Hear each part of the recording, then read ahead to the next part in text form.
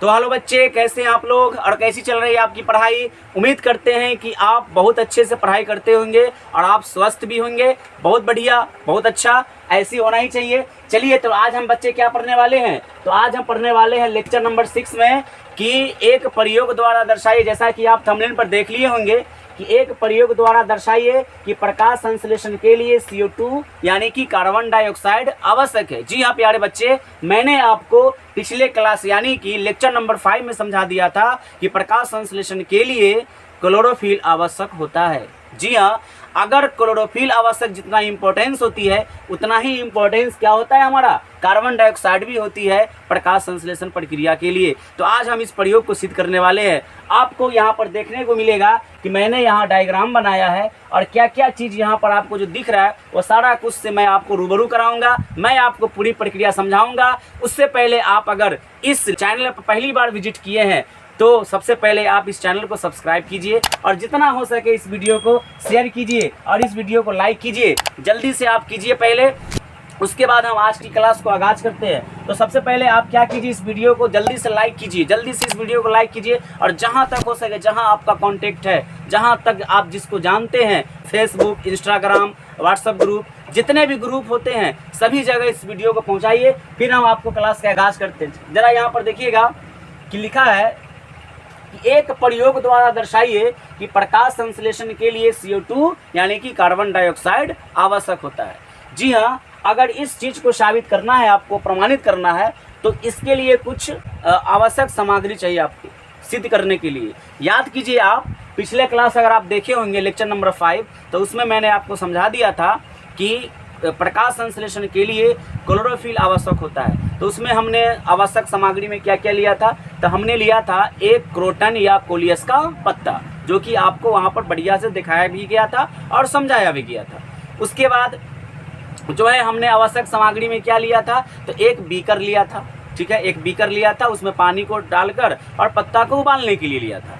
दूसरी बात हो गई। तीसरी सामान हमने क्या लिया था, तो तीसरा हमने लिया था एल्कोहल लिया था और एल्कोहल में भी पत्तों को डालकर मैंने उबाला था। ठीक है, यहाँ भी दोनों काम होगा। यहाँ भी हम पानी में उबालेंगे पहले, उसके बाद फिर एल्कोहल में उबालेंगे, फिर एल्कोहल से निकाल कर मैंने उसमें क्या किया था उस वक्त, यानी कि क्लोरोफिल वाले में जो हम सिद्ध कर रहे थे उसमें क्या किया था कि एल्कोहल से निकाल कर और फिर हमने स्लाइड पर डाला था। फिर ठंडा पानी से धोकर और धोने के बाद फिर उस पर हम आयोडीन का घोल डाले थे। जैसे ही आयोडीन का घोल डाले तो मुझे पता चला कि जो भाग में प्रकाश संश्लेषण की क्रिया हुई थी, यानी जिसमें स्टार्च का निर्माण हुआ था, वह भाग क्या हो गया था, नीला हो गया था। और जिस भाग में प्रकाश संश्लेषण की क्रिया नहीं हुई थी उस पर आयोडीन के घोल का कोई प्रभाव नहीं पड़ा। कहानी कुछ ऐसा ही होने वाला है आज की क्लास में।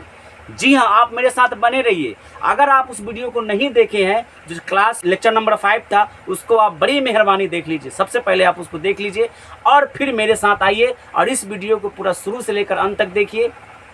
अगर आप पहली बार देख रहे हैं तो सबसे पहले आप इस चैनल को सब्सक्राइब कीजिए, उसके बाद लाइक कीजिए, शेयर कीजिए, जितना ज़्यादा हो सके शेयर कीजिए। मैं आपको गारंटी देता हूं कि बिहार बोर्ड मैट्रिक परीक्षा 2024 में आपका नंबर 95 प्लस होने जा रहा है। जी हाँ, 95 प्लस होने जा रहा है। मैं हर वीडियो में ये बात बोलता हूँ।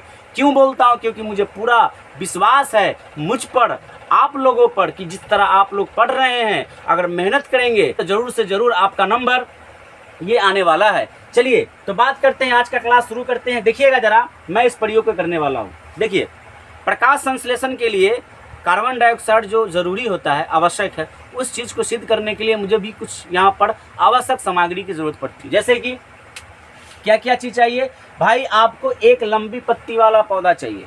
लंबी पत्ती वाला पौधा मतलब ऐसा पौधा चाहिए जिसका पत्ती क्या हो, लंबा हो। क्या हो, लंबा, जैसा कि आप फिगर में देख सकते हैं। दूसरा, एक पारदर्शी बोतल, पारदर्शी यानी कि आर पार होने वाला, प्रकाश उसमें से क्या हो जाए, आर पार हो जाए, ऐसा बोतल चाहिए। लेकिन बोतल में KOH होना चाहिए। KOH यानी कि कास्टिक पोटास, क्या होना चाहिए, कास्टिक पोटास होना चाहिए युक्त। चलिए, तीसरा नंबर, हमको कॉर्क चाहिए। अब कॉर्क क्या होता है भाई, कॉर्क यानी रबड़ का कॉर्क होता है, जो हम क्या करेंगे कि इसी बोतल में, बोतल के जो उसका मुंह होता है, उस बोतल के मुंह में क्या करेंगे, उस कॉर्क को लगा देंगे। ठीक है, हम सब कुछ समझाने वाले आपको, आप सिर्फ अभी जो है बढ़िया से पूरा वीडियो को देखते रहिए। चौथा नंबर क्या लेने वाले हैं, पानी से भरा हुआ बीकर, एक बड़ा सा बीकर लेंगे, उसमें पानी को डाल देंगे, ठीक है। 5वां नंबर में लेंगे एल्कोहल, क्या लेना है, एल्कोहल से भरा हुआ बीकर लेना है। और उसके बाद 6ठा नंबर में लेना है आयोडीन का घोल। देखिए सब कुछ मैंने आपको यहाँ पर डायग्राम में समझा दिया है। सबसे पहले क्या करना है कि आप क्या करें कि ये जो आपने पौधा लिया है, लंबी पत्ती वाला जो आपने पौधा लिया है, इन पौधों को आप क्या करेंगे, गमले में जो आपको पौधा दिख रहा है, इस पौधों में यानी कि इस पौधों को क्या करने वाले हैं कि जो लंबी पत्ती वाला आप जो पौधा देख रहे हैं, यहाँ पर लिखा है कि सबसे पहले एक लंबी पत्ती वाला आप पौधा लेंगे, ठीक है, जैसा कि यहाँ पर फिगर में आपको दिख रहा है। उसे 2-3 घंटे तक आप अंधेरा कमरा में रख देंगे। भाई ऐसा क्यों किया जा रहा है, पहले हम पौधा ले लिए तो उसके बाद लेने के बाद इसको अंधेरा कमरा में क्यों रखेंगे, इसलिए रखेंगे ताकि ये जो आपका पौधा था जो कि सूर्य की रोशनी में था, उस वक्त वायुमंडल से CO2 लेकर तो प्रकाश संश्लेषण की क्रिया कर लिया होगा। भाई किया होगा कि नहीं किया होगा, खाना बनाया होगा कि नहीं बनाया होगा, स्टार्च का निर्माण तो किया होगा ना, जी हाँ। तो वो खाना ख़त्म हो जाए, समाप्त हो जाए, इसके लिए पहले इन पौधों को कहाँ डालेंगे, हम अंधेरे कमरे में, ठीक है, अंधेरा कमरा में। यही वही चीज़ यहाँ लिखा है कि उसे 2-3 घंटों तक अंधेरे कमरे में रख देंगे, ठीक है। ऐसा कर लेने के बाद फिर क्या करना है, फिर उस पौधे के किसी एक पत्ती को KOH यानी कि कास्टिक पोटास से युक्त बोतल के अंदर कॉर्क को बीचों बीच काट कर और पत्ती को कॉर्क के बीच इस प्रकार दबाकर रखते हैं कि पत्ती का आधा भाग बोतल के अंदर तथा आधा भाग बोतल के बाहर हो। इस बात को आप समझने का प्रयास करेंगे। जैसे मैंने आपको यहाँ समझाया कि ये पौधा लेना है, लंबी पत्ती वाला पौधा, फिर इस पौधा की एक पत्ती को आपको एक बोतल लेना है जो कि पारदर्शी हो और KOH से युक्त हो। अब ये KOH से युक्त क्यों होना चाहिए, इसलिए होना चाहिए ताकि जब हम पत्ती को इस बोतल के अंदर रखें तो पहले से मौजूद जो इसके अंदर कार्बन डाइऑक्साइड होगा वह क्या करेगा कि ये KOH के वजह से कार्बन डाइऑक्साइड समाप्त हो जाएगा, नष्ट हो जाएगा। समझ में आ रहा है कि नहीं, यानी KOH उसको सोख लेगा, किसको सोख लेगा, कार्बन डाइऑक्साइड को सोख लेगा। और सोख लेगा तो अंदर वाला जो भाग था पत्ती का जो अंदर रहेगा उसमें तो कार्बन डाइऑक्साइड नहीं ना मिलेगा, जी है, इसीलिए हम ऐसा कर रहे हैं। कॉर्क क्यों लिया जा रहा है, कॉर्क इसलिए ले रहे हैं रबड़ का, ताकि जब पत्ती को अंदर हम डालें, ये जो हमारा जैसे मान के चलिए कि ये हमारा उंगली देखिएगा, ये हमारा कॉर्क का हिस्सा है, ठीक है, तो इसमें ये पत्ती हो गया, तो पत्ती को जब हम अंदर डालेंगे तो ये रबड़ का है तो इसको क्या कर लेगा, ऐसे चिपका लेगा और फिर उसको जल्दी से बाहर निकलने नहीं देगा और बाहर का वातावरण यानी उसमें जो कार्बन डाइऑक्साइड होगा वो अंदर प्रवेश नहीं कर सकता है, ठीक है। तो यहाँ पर हम लोगों ने ऐसा किया। आगे बढ़ते हैं, रखते हैं, फिर पत्ती का आधा भाग बोतल के अंदर तथा आधा भाग बोतल के बाहर हो, ऐसा मतलब इसको रखा जाता है ताकि आधा भाग पत्ती का अंदर हो और आधा भाग बाहर हो। बात समझ में आ रही है, चलिए आगे बढ़ते हैं। अब इस पूरे उपकरण को, ये जो पूरा आप उपकरण देख रहे हैं, पूरा सिस्टम को उठाना है और उठाने के बाद धूप में रखना है 2 से 4 घंटा तक। इस पूरे उपकरण को उठा के कहाँ रख देंगे, 2 से 4 घंटों के लिए धूप में डालेंगे। ऐसा क्यों कर रहे हैं, जरा आपको मैं बता दूं कि जो पत्ती बोतल के अंदर है इसको क्या क्या चीज़ मिल रहा है, जरा ईमानदारी से आप बोलिएगा, इसको क्या क्या चीज़ मिला, जल्दी से बोलिएगा। इसको प्रकाश मिला, इसको क्या मिला, इसको प्रकाश मिला, इसको प्रकाश मिला। क्यों मिला, क्योंकि बोतल पारदर्शी है तो प्रकाश इसको मिला कि नहीं मिला, बिल्कुल। पत्ती हरा है तो क्लोरोफिल मिला, क्या मिला, क्लोरोफिल मिला, यानी क्लोरोफिल की उपस्थिति हुई कि नहीं हुई, इसमें क्लोरोफिल भी है, ठीक है। तीसरी बात है, और इसको क्या मिला, तो भाई जड़ से खनिज लवण जल मिला, जल तो जा ही ना सकता है तो इसको और क्या मिल गया, जल मिल गया प्लस खनिज लवण मिल गया। अब एक बात जरा नोटिस करेंगे, इसको क्या नहीं मिला, तो आपको उत्तर मिलेगा कि इसको कार्बन डाइऑक्साइड गैस नहीं मिला। जी हाँ, इसको कार्बन डाइऑक्साइड गैस नहीं मिला। क्यों नहीं मिला, क्योंकि यह बोतल KOH युक्त बोतल है, जो कार्बन डाइऑक्साइड को क्या किया, ये सोख लिया है, तो इसको कार्बन डाइऑक्साइड गैस मिला नहीं मिला। चलिए आगे बढ़ते हैं, 2-4 घंटों तक रखते हैं, फिर इसे छांव वाले जगह में लाकर उस पत्ती को तोड़ लेते हैं। किस पत्ती को, जो पत्ती यहाँ पर था। जब हम पूरे उपकरण को धूप में 2 से 4 घंटा तक रख दिए, तो रखने के बाद क्यों रखें, आपका सवाल होगा क्यों रखें। इसलिए रखें ताकि बाहर रखने पर जब इसको सूर्य की प्रकाश मिले, बाहर से वायुमंडल से इसको CO2 कार्बन डाइऑक्साइड गैस मिल जाए, तो मिलेगा तो जो पत्ती बाहर है उसी को कार्बन डाइऑक्साइड मिलेगा, अंदर वाला पत्ती को तो कार्बन डाइऑक्साइड नहीं मिला। भाई बाहर वाला पत्ती को क्या क्या मिला, इसको प्रकाश मिला कि नहीं मिला, बाहर जो पत्ती है उसको प्रकाश मिला, उसके बाद उसको क्लोरोफिल मिला, जरा ईमानदारी से बोलिएगा, क्लोरोफिल मिला, इसको जल भी मिला, इसको क्या मिला, पानी भी मिला। अच्छा, इसको कार्बन डाइऑक्साइड मिला कि नहीं मिला, क्योंकि बाहर था, तो इसको कार्बन डाइऑक्साइड भी मिला, लेकिन इसको कार्बन डाइऑक्साइड जो अंदर था उसको नहीं मिला। चलिए लाकर उस पत्ती को तोड़ लेते, इस पत्ती को तोड़ लेना है, तोड़ लेते। अब पत्ती को पहले पानी से भरा बीकर में रखकर उबाल लेते हैं। देखिए यहाँ पर बीकर लिया गया है, जल से भरा बीकर, इस पत्ती को तोड़कर और इसमें डाला गया, पानी से भरा हुआ बीकर है, इसको उबाला जाएगा। ठीक है, उबालते हैं, पुनः एल्कोहल में उबाला जाता है, पुनः जो है पुनः एल्कोहल में क्या किया जाता है, उबाला जाता है। पहले पानी में, फिर यहाँ से निकाल कर हम एल्कोहल में डालकर उबालेंगे सावधानी पूर्वक। फिर इन पत्ती को निकालना है, निकालने के बाद फिर पत्ती को निकाल कर ठंडे पानी से धो देते हैं। अब उस पत्ती को स्लाइड पर रखकर आयोडीन का घोल डालते हैं। देखिए सबसे पहले हमने क्या किया कि पत्ती को पहले जल में उबाला, ठीक है, यहाँ से ये कहानी होने के बाद ये सारा कुछ जब हो गया तो होने का पत्ता को तोड़े, फिर जल से भरा बीकर में डाले, उबाले, उबालने के बाद एल्कोहल से भरा हुआ बीकर में रखकर बढ़िया से उबाला गया सावधानी पूर्वक। फिर पत्ती को बाहर निकाला गया और ठंडा पानी से उसको धोया गया। ठीक है, पत्ती को बढ़िया से ठंडा पानी से धो देना है। धोने के बाद उसको स्लाइड पर रखकर आयोडीन का घोल डालना है। जैसा कि आप पिछली क्लास में पढ़े होंगे लेक्चर नंबर 5 में, जो मैंने आपको समझाया था कि क्लोरोफिल आवश्यक होता है, उसमें भी हमने ऐसा किया था भाई, उसको भी जल में उबाला था, एल्कोहल में उबाला था, फिर उसको ठंडा पानी से धोकर आयोडीन का घोल डाला था। तो आयोडीन का घोल बार बार क्यों डाला जा रहा है, इसलिए क्योंकि आयोडीन जो होते हैं वह स्टार्च को नीला कर देता है, यानी जहां पर प्रकाश संश्लेषण की क्रिया हुई और जो स्टार्च का निर्माण किया उस भाग को वो नीला कर देता है। चलिए आगे बढ़ते हैं, आयोडीन का घोल डालते हैं तो हम पाते हैं कि वह भाग यानी पत्ती का वह भाग जो बोतल के बाहर था वह नीला हो गया, जबकि पत्ती का वह भाग जो बोतल के अंदर था उस पर आयोडीन के घोल का कोई प्रभाव नहीं पड़ता है। जी हाँ, कोई प्रभाव नहीं पड़ता है, यानी आयोडीन के घोल का कोई असर ही नहीं हुआ। कौन से भाग को, जो भाग बोतल के अंदर था। ठीक है, चलिए आगे बढ़ते हैं। इससे सिद्ध होता है कि पत्ती का वह भाग जो बोतल के बाहर था उसको क्या मिला, CO2 मिला, इसलिए उसमें प्रकाश संश्लेषण हुआ और स्टार्च का निर्माण हुआ।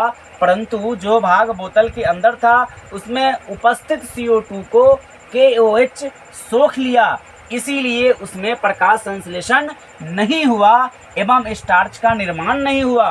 अतः इस प्रयोग से सिद्ध होता है कि प्रकाश संश्लेषण के लिए CO2 यानी कार्बन डाइऑक्साइड आवश्यक है। क्या ये बात आपको समझ में आई? आपको ये पूरा कुछ समझ में आया? एक बार मैं आपको बता दूं कि किस तरह आपको एग्जाम में लिखना है। सबसे पहले अगर ये प्रश्न देखने को मिल जाए एग्जाम में, और ये बहुत ज़्यादा खास क्वेश्चन है, परीक्षा में बिहार बोर्ड इसको बहुत बार टारगेट किया है, हो सकता है कि आपको 2024 के एग्जाम में आ जाए ये प्रश्न, तो आप किस तरह अपने से बनाना है, जो भी कुछ लिखा हुआ है ये सारा कुछ को अपने से बनाना है। सबसे पहले क्या करना है कि एक लंबी पत्ती वाला पौधा लेना है। ठीक है, एक लंबी पत्ती वाला पौधा लेना है। अब उन पौधों को क्या करना है कि लंबी पत्ती वाला पौधा जब हम ले लेंगे तो लेने के बाद उसको उठाकर थोड़ा देर के लिए यानी 2-3 घंटा के लिए कहाँ डाल देना है, अंधेरा कमरा में। अंधेरा कमरा में क्यों डालेंगे, क्योंकि पहले जो वह प्रकाश संश्लेषण कर चुका था, स्टार्च का निर्माण कर चुका था, वह भोजन समाप्त हो जाए और उसके अंदर कोई भोजन न बचे, तो अंधेरा कमरा में रख देंगे, जहां न सूर्य की रोशनी मिलेगी वहां पर रख देंगे, तो प्रकाश संश्लेषण नहीं कर पाएगा। बात समझ में आया कि नहीं? चलिए, रख देने के बाद फिर वहां से उसको उठाना है, अंधेर कमरा से उसको उठाना है। उठाने के बाद उस पत्ती को क्या करना है, जो लंबा पत्ती वाला, जो इसमें से जो सब लंबे पत्ती वाला होता है, इसमें से किसी एक लंबा वाला पत्ती को एक पारदर्शी बोतल जो KOH से युक्त होना चाहिए, यानी कि कास्टिक पोटास, कास्टिक पोटास से ये युक्त होना चाहिए बोतल। ये क्या करेगा कि पहले से जो मौजूद अंदर में भाई वायुमंडल के अंदर कार्बन डाइऑक्साइड गैस है, तो कार्बन डाइऑक्साइड तो बोतल में भी हो सकता है ना, तो ये बोतल में ना हो, जिसके लिए KOH मिलाया गया। और ये KOH क्या करता है कि कार्बन डाइऑक्साइड गैस को सोख लेता है, ठीक है। तो जब इसके अंदर KOH रहेगा तो कार्बन डाइऑक्साइड नहीं ना रहेगा, वो तो सोख लिया गया।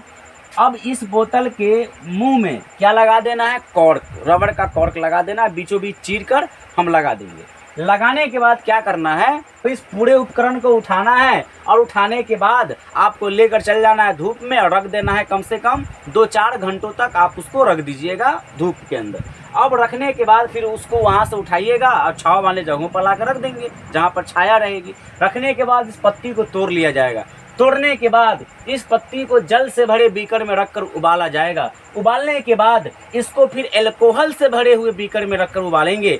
फिर उसको उबाल जब लेंगे तो सावधानी पूर्वक एल्कोहल से इस पत्ती को बाहर निकाला जाएगा। निकालने के बाद फिर इसको ठंडे पानी से धोएंगे और जब हम इसको ठंडे पानी से धो लेंगे तो धोने के बाद इसको स्लाइड पर डालेंगे। स्लाइड के बारे में मैंने आपको बताया था कि शीशे का बना होता है, उस पर हम डालेंगे और डालने के बाद जब इस पर आयोडीन का घोल डालेंगे, पता है क्या होगा, आपको कुछ समझ में आएगा, आपको कुछ संकेत दिखेगा यहाँ पर कि भाई सब पत्ती का आधा भाग नीला हुआ और आधा भाग नीला ही नहीं हुआ, उस पर आयोडीन के घोल का कोई असर ही नहीं पड़ा। अब भाई कौन वाला भाग नीला हुआ, तो जो भाग बोतल के बाहर था वह सिर्फ नीला हुआ और जो भाग बोतल के अंदर था वह नीला नहीं हुआ, यानी उस पर आयोडीन के घोल का कोई प्रभाव, कोई असर नहीं पड़ा। क्यों नहीं पड़ा, क्योंकि देखिए जो भाग अंदर है उसको क्या क्या चीज़ मिला बताइए ज़रा आप। तो इसको सबसे पहले क्या क्या चीज़ मिला भाई, ये बोतल जब पारदर्शी है तो इसको प्रकाश मिला। इसको क्या मिला, अंदर जो हमारा पत्ती है, पत्ती का भाग जो अंदर है उसको क्या मिला, प्रकाश मिला। फिर इसमें क्लोरोफिल है, इसमें क्या है, क्लोरोफिल भी है, क्लोरोफिल भी है। अच्छा, उसके बाद जड़ से हमने क्या दे दिया, जल दे दिया, खनिज लवण दे दिया, इसको सब कुछ मिल गया। क्या इसको सब कुछ मिला, प्रकाश, क्लोरोफिल, जल, क्या 3 चीज ही आवश्यक होते हैं प्रकाश संश्लेषण के लिए? नहीं, इसको कार्बन डाइऑक्साइड गैस नहीं मिला। क्यों नहीं मिला, हमने बोतल कौन सा लिया है, KOH, ये तो कार्बन डाइऑक्साइड गैस को सोख लेता है। कार्बन डाइऑक्साइड है कहाँ इसके अंदर, अब कॉर्क लगा है तो बाहर से जो है कार्बन डाइऑक्साइड अंदर एंट्री भी नहीं कर सकता है, प्रवेश भी नहीं कर सकता है, इसलिए इसको 3 चीज मिला। लेकिन जो बाहर वाला भाग है इसको क्या क्या मिला, इसको प्रकाश भी मिल गया, इसको क्लोरोफिल भी मिल गया, इसको जल भी मिल गया, इसको वायुमंडल से कार्बन डाइऑक्साइड गैस भी मिल गया। तो क्यों नहीं करेगा ये भोजन का निर्माण, क्यों नहीं बनाएगा स्टार्च, ये बनाएगा, इसमें प्रकाश संश्लेषण की क्रिया होगी तो जहाँ स्टार्च बनेगा वही भाग हमारा नीला होगा आयोडीन के घोल से, और जो भाग में प्रकाश संश्लेषण की क्रिया नहीं हुई अतः उस भाग में स्टार्च का निर्माण नहीं हुआ, तो उस भाग में कैसे होगा, उस भाग पर कैसे आयोडीन के घोल का कोई प्रभाव होगा। जी हाँ दोस्तों, तो ये था हमारा आज का लेक्चर नंबर 6 में हमने बात किया कि प्रकाश संश्लेषण के लिए कार्बन डाइऑक्साइड गैस आवश्यक होता है। अगर आपको ये वीडियो बहुत अच्छा लगा तो आप जल्दी से इस वीडियो को लाइक कीजिए। जी हाँ, और जहाँ तक हो सके इस वीडियो को पहुँचाइए Instagram group, Facebook group, WhatsApp group, जहाँ आप जिसको जानते, जहाँ तक आपका कॉन्टेक्ट है वहाँ तक आप इस वीडियो को जल्दी से शेयर कीजिए और इस वीडियो को लाइक कर हमारा उत्साह बढ़ाइए ताकि मैं आपको एक और नया वीडियो लेकर जल्दी से जल्दी आपके बीच हाजिर हो जाऊं। तो आपको ये वीडियो बहुत अच्छा लगा होगा, यहाँ से आपको सीखने को मिला होगा बहुत सारा चीज़, और आप अपना टारगेट नहीं भूल सकते हैं। आपका टारगेट 95% प्लस। जी हाँ, 2024 बोर्ड परीक्षा में आपका ये नंबर होने जा रहा है।